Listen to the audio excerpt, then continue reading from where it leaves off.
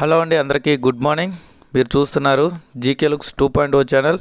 Present ఉన్న సిచ్యువేషన్లో Chris Johnson sir నుంచి మనకు ఒక వీడియో అనేది రావడం జరిగిందండి, లైవ్ వీడియో. అది మార్నింగ్ పూట రావడం జరిగింది. దాదాపు నెల రోజుల క్రితం ఆయన ఛానల్ నుంచి మనం లైవ్ చూసాం. మళ్ళీ చాలా రోజుల తర్వాత, అంటే ఒక నెల రోజుల పైన అయిందనుకోండి, మళ్ళీ నెల రోజుల పైన అయింది కాబట్టి ఒక లైవ్ అనేది వచ్చింది. ఏదైనా స్పెషల్గా చెప్తారేమో అని చెప్పి నేను కూడా వీడియో మొత్తం చూడడం జరిగింది. ఇంతకైనా ఏం చెప్పారు ఏంటి అనేది మనం ఈ వీడియోలో మాట్లాడుకుందాం. వీడియో స్కిప్ చేయకుండా చూడడానికి ప్రయత్నం చేయండి, ఇంట్రెస్ట్ ఉన్న వాళ్ళు. ఓకేనండి. అలాగే మన ఛానల్ ఇంకా ఎవరైతే సబ్స్క్రైబ్ చేసుకోలేదో సబ్స్క్రైబ్ చేసుకోండి. అలాగే లైక్ చేయండి. ఇన్ఫర్మేటివ్గా అనిపిస్తే తప్పకుండా షేర్ చేయండి. ఓకేనా. ఆయన డిసెంబర్ 9వ తారీఖున లైవ్ చేశారండి. అప్పటి నుంచి ఇప్పుడు దాకా లైవ్ కానీ వీడియోలు కానీ ఏమీ క్రిస్ జాన్సన్ సార్ ఛానల్లో లేవు. ఓకే. ఇంతకైనా దీంట్లో ఏం చెప్పారంటే, లాస్ట్ పాయింట్ ఫస్ట్ చెప్తున్నా. ఆయన ఏం చెప్తున్నాడంటే, దయచేసి మీరు ఎక్కడికి వెళ్ళొద్దు, ఇక్కడే ఉండండి, నేను కూడా ఎక్కడికి వెళ్ళను, ఇక్కడే ఉంటానని చెప్తాను అనమాట. అంటే ఇక్కడే ఉండమంటే విక్టరీ డాష్ ఆన్ బేస్లోనే ఉందాం, ఇంకా మనం ఎక్కడికి వెళ్ళొద్దు, ఏమీ చేయొద్దు అన్నట్టుగా లాస్ట్లో చెప్పాడు ఆయన. అది నేను మీకు ముందు చెప్తున్నా. ఓకే. కాబట్టి చాలామంది సోషల్ మీడియాలో ఎన్నో రకాల కాన్సెప్ట్లు చెప్తూ మన ఫౌండర్స్ని, విక్టరీ డాష్ సభ్యుల్ని ఇబ్బంది పెడుతున్నారు. కాబట్టి వాళ్ళకి నేను వారి యొక్క నాయిస్ని తగ్గించాలని చెప్పి ఈ వీడియో చేస్తున్నాను అన్నట్టుగా ఆయన చెప్పారన్నమాట. అంటే ఇక్కడ నాకు అర్థమైంది ఏంటంటే, ఇక్కడ యాష్ గారు ఏమన్నా మన క్రిస్ జాన్సన్ సార్కి చెప్పారా, లేదా ఈయనకినే ఓన్గా వచ్చి లైవ్ చేశారనేది నాకు కొద్దిగా డౌట్ అండి. ఎందుకంటే దాదాపు నెల 10 రోజులు అయిపోయింది. అప్పటి నుంచి ఇప్పుడు దాకా చిన్న ఇన్ఫర్మేషన్ కూడా క్రిస్ జాన్సన్ సార్ నుంచి లేదు. మరి ఇప్పుడు వచ్చి ఈయన చాలామంది చాలా రకాల ఎంఎల్ఎం కాన్సెప్ట్లో దిగారు. ఇప్పుడు ఆయన చెప్పింది కూడా ఆ టాపిక్ అన్నమాట. చాలామంది ఎన్నో రకాల ఎంఎల్ఎం కాన్సెప్ట్లో దిగడం జరిగిందన్నమాట. కాబట్టి దాన్ని కంట్రోల్ చేయడానికి ఈయన వచ్చారా లేకపోతే ఏంటి అనేది నాకు కూడా అర్థం కాల బేసిక్గా. ఎందుకంటే అందరూ ఎన్నో రకాల ఎంఎల్ఎం కాన్సెప్ట్లో కానీ వేరే వాటిలోకి వెళ్ళిపోతే మళ్ళీ ఇంకా విక్టరీ డాష్ని ఇంట్రెస్ట్గా చూడడానికి, ఇంట్రెస్ట్గా ఉండడానికి పెద్దగా ఇంట్రెస్ట్ ఉండదు కానీ ఎవరికి కూడా. అంటే ఏదో ఉన్నామంటే ఉన్నాం అనుకుని మైండ్లో ఫిక్స్ అవుతారు కానీ ప్రాక్టికల్గా దీని మీద డిపెండ్ అయితే ఉండరు. కాబట్టి ఈ విధంగా ఉన్న వాళ్ళని మళ్ళీ మీరు ఎటు వెళ్ళొద్దు, నేను ఇక్కడే ఉంటాను, మీరు ఇక్కడే ఉండండి, నేను యాష్ గారిని నమ్ముతున్నాను అన్నట్టుగా మళ్ళీ ఈయన ఒక లైవ్ చేశారన్నమాట. మరి నిజంగా ఈయన ఓన్గా చేశారా లేకపోతే యాష్ గారు ఏమైనా చేయించారనేది నాకైతే తెలీదు. బట్ ప్రాక్టికల్గా అయితే ఈ ఎంఎల్ఎం కాన్సెప్ట్ల గురించే పర్టికులర్గా ఈ వీడియో అంతా కూడా మాట్లాడడం జరిగిందన్నమాట. కాబట్టి ఇప్పటికే మీరు ఎన్నో ఎంఎల్ఎం కంపెనీల్లో ఎన్నో అమౌంట్లు పెట్టి నష్టపోయారు. కాబట్టి ఈ నష్టాన్ని భర్తీ చేయడానికి మీరు ఆన్ బేస్ని ఎంచుకున్నారు గతంలో. అలాగే యాష్ గారు మాత్రమే మీ జీవితాన్ని మార్చుతారు, ఇది ఖచ్చితంగా వాస్తవం అన్నట్టుగా ఈయన చెప్పారు. ఓకే. ఇవన్నీ కూడా ఆయన చెప్పినవి, అన్నీ నేను చెప్పినవి కాదు. కావాలంటే ఆయన లైవ్ చూసుకోవచ్చు మీరు. ఓకే.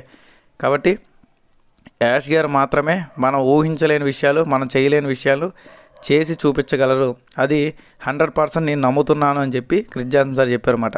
అలాగే విక్టరీ విత్ యాష్ అనేది త్వరలో రాబోతుంది. పర్టికులర్గా ఏ రోజు వస్తుంది, ఎప్పటి నుంచి ట్రైనింగ్ స్టార్ట్ అవుతుందని నాకు తెలియదు. కానీ మనకి అది వచ్చిన తర్వాత మనకు ఒక మంచి ఎడ్యుకేషన్ చెప్పడానికి, అలాగే చాలామంది జీవితాల్లో మంచి ఉత్తీర్ణతను పొందడానికి అవకాశాలు అయితే ఉంటాయి అన్నట్టుగా ఇక్కడ క్రిస్ జాన్సన్ సార్ చెప్పారన్నమాట. అలాగే విక్టరీ విత్ యాష్లో మనం ఎటువంటి డబ్బులు కూడా మన జోబు నుంచి పెట్టాల్సిన అవసరం లేదు. ఏవైనా పడినా సరే ఆయన జోబు నుంచి మాత్రమే ఆయన పెట్టుకుంటారు అన్నట్టుగా చెప్తున్నారు. అంటే మనం ఈ క్లాసులు అటెండ్ అవ్వాలన్నా లేకపోతే ఇంకేదైనా చేయాలన్నా ప్రజెంట్ మనం మన జోబు నుంచి ఎటువంటి డబ్బులు కూడా పెట్టుబడి పెట్టాల్సిన అవసరం లేదు. ఒకవేళ ఏమైనా డబ్బులు పడితే యాష్ గారి జోబు నుంచే పెట్టుకుంటారన్నట్టుగా చెప్తున్నారు అన్నమాట. అలాగే విక్టరీ విత్ యాష్ ట్రైనింగ్ అనేది మనకి ఎన్నో రకాల విషయాల్ని నేర్పుతుంది. దానివల్ల మనం చాలా ఎడ్యుకేట్ అవుతామని చెప్పి మళ్ళీ ఇంకోసారి కూడా చెప్పడం జరిగింది. కాబట్టి ఎన్నో వేల ఎంఎల్ఎం కాన్సెప్ట్లు ప్రజెంట్ వస్తూ ఉన్నాయి. మన వాళ్ళందరూ కూడా వాటి వైపు వెళ్తూ ఉన్నారు. కాబట్టి ఈ సౌండ్ తగ్గించి, ఈ నాయిస్ తగ్గించి మన దాని సౌండ్ పెంచడం కోసమే నేను వచ్చాను అన్నట్టుగా చెప్తాను. అంటే వేరే పాట, మనకు నచ్చలేని పాట వచ్చినప్పుడు మనకు నచ్చిన పాట సౌండ్ పెంచుకుంటాం కదా, మన ఎగ్జాంపుల్కి చెప్పుకున్నట్టయితే.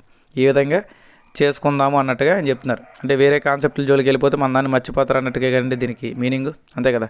వేరే కాన్సెప్ట్ల జోలికి వెళ్ళినా, వేరే కాన్సెప్ట్లో మీరు దిగినా మన దాన్ని మర్చిపోతారన్న ఉద్దేశంతోనే ఆయన కూడా 1-2 సార్లు గుర్తు చేస్తున్నారు అన్నమాట. ఓకే. కాబట్టి యాష్ గారు చాలా నిశ్శబ్దంగా ఉన్నారు. ఆయన నిశ్శబ్దంగా ఉన్నారంటే మనకి ఎన్నో విషయాలు జరుగుతున్నాయని మనం అర్థం చేసుకోవచ్చు. కాబట్టి ఆయన నిశ్శబ్దంగా ఉండడమే మనకు మంచిది. ప్రజెంట్ ఉన్న సిచ్యువేషన్లో ఏదైనా వచ్చినప్పుడు మాత్రమే ఆయన చెప్పడం మంచిది. కాబట్టి ఆయన ప్రశాంతంగా నిశ్శబ్దంగా ఉన్నారు. గతంలో ఆయన ఎన్నో రకాల ఎదురు దెబ్బలు తిన్నారు. అలాగే ఎన్నో రకాల బాధలను అనుభవించారు. ఇవన్నీ కూడా మనం చూస్తూనే ఉన్నాము. అలాగే ఆన్ బేస్లో మనం ఎన్నో రకాల ఇబ్బందుల్ని అధిగమించి దాన్ని పక్కన పెట్టి ప్రజెంట్ ఉన్న సిచ్యువేషన్లో అంటే దాన్ని మనం పక్కన హోల్డ్ చేసి ప్రజెంట్ ఉన్న సిచ్యువేషన్లో మనం విక్టరీ విత్ యాష్ ద్వారా సక్సెస్ అవ్వడానికైతే ముందుకు వచ్చుతున్నాం అన్నట్టుగా చెప్పారన్నమాట. అలాగే గత 7-8 ఏళ్ళు అంటే ఆన్ పేస్ రాకముందు గత 7-8 ఏళ్ళలో మీరు ఎన్నో రకాల MLM కాన్సెప్ట్లో డబ్బులు పెట్టారు కదా, అవి ఏవైనా సరే మీ జీవితాలను మార్చాయా? లేదు కదా. కానీ యాష్ గారు ఖచ్చితంగా మనందరికీ సక్సెస్ ఇవ్వాలని కొనుక్కుంటున్నారు కాబట్టి ఆయన మనకి సక్సెస్ చేస్తారు అన్నట్టుగా చెప్పారన్నమాట.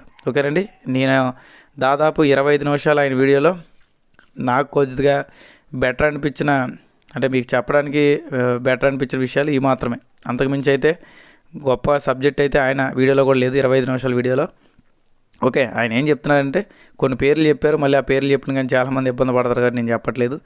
బేసిక్గా మన వాళ్ళందరూ ఆన్ పేస్ అనేది ఎప్పుడైతే మనకి ట్రాక్ నుంచి పక్కకు తప్పుకుందో, అంటే మన గోల్స్ ఏదో తీరుద్ది అని చెప్పి మనం అనుకున్నామో, ఆ గోల్స్ నుంచి పక్కకు తప్పుకుందో అప్పటి నుంచి చాలామంది ఫౌండర్స్ అయితే డీలా పడిపోయారు, ఇంక్లూడింగ్ నేను కూడా. ఎందుకంటే వెయిటింగ్ అనేదానికి కూడా ఓపిక కూడా సహనానికి కూడా ఒక హద్దు ఉంటుందని చెప్పి మనం అంటాం కదా. సహనానికి కూడా ఒక టైం ఉంటుంది, అది దాటితే మన సహనం అనేది ఇదే అయిపోతుంది అనుకుంటాం కదా. కేవలం సహనంతో ఉన్నంత మాత్రాన మనకు రూపాయి కూడా రాదు. మనం పని చేయకుండా ఇంట్లో కూర్చొని సహనంతో ఉన్నా డబ్బులు వస్తాయండి? రావు కదా.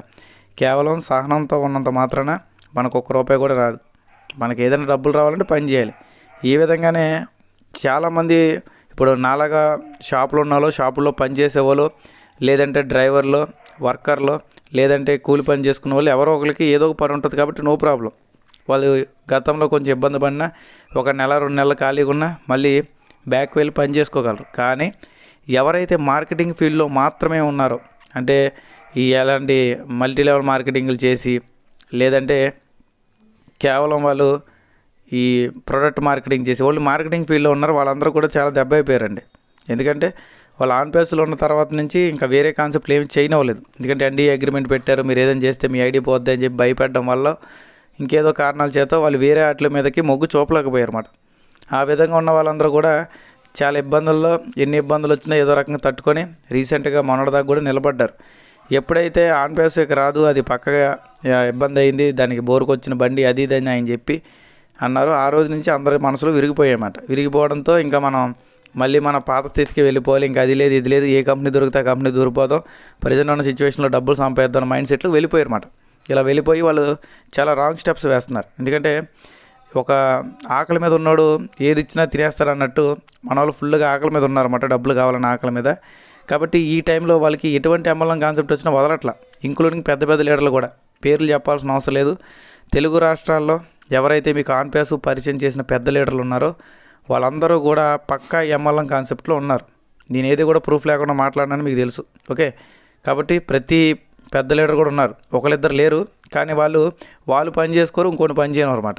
ఆ స్టేజ్లో ఉన్న వాళ్ళు మాత్రం ఉన్నారు, మిగతా వాళ్ళందరూ కూడా వేరే కాన్సెప్ట్లోకి ఆల్రెడీ దూరి ఉన్నారు. కాబట్టి ఈ విషయం మన క్రిస్ జాన్సన్ సార్ దాకా వెళ్ళింది. ఓకే, క్రిస్ జాన్సన్ సార్ దాకా వెళ్ళింది కాబట్టి ఆయన కూడా, నేను పేర్లు చెప్పను, చాలామంది అయితే MLM కాన్సెప్ట్ మొగ్గు చూపుతున్నారు. కానీ నిజమైన సక్సెస్ అనేది కేవలం విక్టరీ విత్ యాష్లో ఉంటుంది అని చెప్తున్నారు. కానీ ఈయన కూడా పలానా టైం కల్లా డబ్బులు వస్తాయి, పలానా టైం కల్లా ట్రైనింగ్ స్టార్ట్ అవుతుంది, పలానా టైం కల్లా మనం సక్సెస్ అవుతామని చెప్పలేకపోతున్నాడు ఈయన కూడా. ఎందుకంటే ఈయన కూడా తెలియదు. కానీ తెలియకుండానే మనం సక్సెస్ అయిపోతాం 100% నమ్ముతున్నానని ఈయన కూడా చెప్పడం అనేది కరెక్ట్ కాదని నా అభిప్రాయం. ఎందుకంటే 100% అనే పదాన్ని మనం వాడేటప్పుడు 1కి 4 సార్లు ఆలోచించుకుని వాడాలి. ఎందుకంటే 7.5 సంవత్సరాలు బట్టి వాడాం ఆన్ పేస్లో కూడా. కానీ ఆన్ పేస్కి ఇబ్బంది వచ్చి ఆన్ పేస్ని పక్కన పెట్టారు. మరి 100% సక్సెస్ రేట్ ఉన్న ఆన్ పేస్ ఎందుకు పక్కన పడుద్ది? అంతే కదా. ప్రతి దాంట్లో ఏదో ఒక మైనస్ ఉంటుంది కాబట్టి ఆ మైనస్ అనేది బయటపడినంత సేపే అది ప్లస్, మైనస్ బయటపడితే అది మైనస్ అవుతుంది. ఓకేనండి. కాబట్టి ప్రజెంట్ ఉన్న సిచ్యువేషన్లో నేను చెప్పేది ఏంటంటే, చాలామంది లీడర్స్ అయితే ఎన్నో రకాల కాన్సెప్ట్ల చోటుకి వెళ్ళారు, వాటి కాసి మిమ్మల్ని కూడా లాగుతున్నారు. కానీ వాటి కాసి మీరు వెళ్ళాలనుకుంటే 1కి 4 సార్లు వెరిఫికేషన్ చేసుకోండి. ఎందుకంటే అవేవి కూడా మనకి ఫుడ్ పెట్టేవి కావు. ఎందుకంటే ఆల్రెడీ లీడర్ అనే వ్యక్తి అతని కింద 10 మందిని 20 మందిని 100 మందిని వేసుకుంటారు కాబట్టి ఆయన లాభపడతాడు. కానీ కింద లాస్ట్లో జాయిన్ అయిన 100 మందో 50 మందో ఇబ్బంది పడతారు. అలాగే అది లక్షలోకి వెళ్ళినప్పుడు 1,00,000 మంది కూడా ఇబ్బంది పడే రోజులు ఉన్నాయి. మనం చూస్తున్నాం, ఎన్నో రకాల కాన్సెప్ట్లు ఉన్నాయి, 1-2 చెప్పాల్సిన అవసరం లేదు. జా లైఫ్ స్టైల్ అని, కీబో అని, రీసెంట్గా మనం డిసాబుల్స్ గురించి మాట్లాడే దాదాపు 2 వారాల బట్టి వెబ్సైట్ ఓపెన్ అవ్వట్లా. మనం ఎప్పుడైతే అది ఫేక్ అని చెప్పామో ఆ రోజు నుంచి అది వెబ్సైట్ కూడా ఓపెన్ అవ్వట్లా.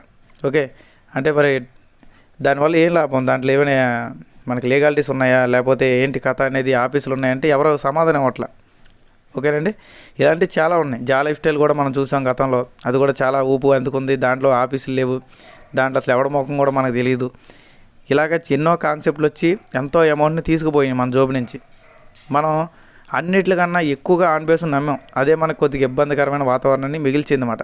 అంటే మనం కూడా అన్ని కాన్సెప్ట్లకు దీన్ని కూడా అనుకుంటే పెద్ద ఇబ్బంది ఉండేది కాదు. కానీ అంతకు మించి మనం ఊహించుకున్నాం కాబట్టి మనం చాలా డీలా పడిపోయాం, చాలా ఇబ్బందులుగా, చాలా బాధగా ఫీల్ అవుతున్నాం.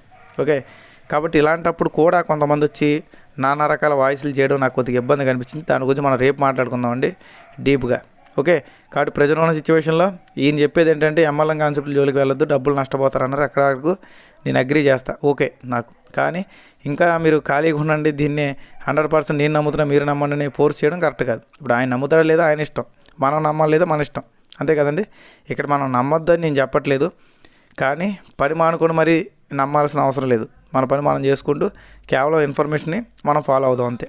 ఓకే, ఈ వీడియోలో అయితే ఇంతే ఉంది. వీడియో నచ్చినట్లయితే లైక్ చేయండి, షేర్ చేయండి, సబ్స్క్రైబ్ చేసుకోండి. అలాగే ఇంటర్లింక్ వన్ ఆపర్చునిటీకి సంబంధించిన వీడియో లింక్స్ కింద యూట్యూబ్ లింక్స్ ఉన్నాయి, వాటి మీద క్లిక్ చేసి చూడండి. Thank you all.